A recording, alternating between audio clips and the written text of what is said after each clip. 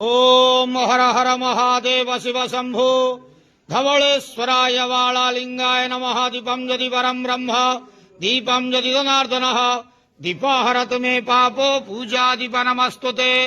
अहे धवलेश्वराय वालालिंगाय नमो नमः। संसार सुखी रखंतु।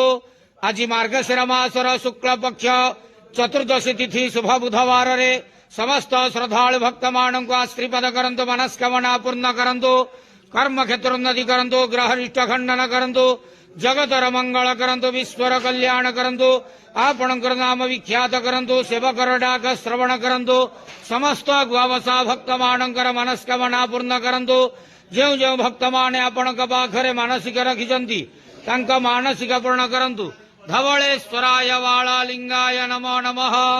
संसार सुखी रखंतु, आनंदे गवार। हरि बोलो।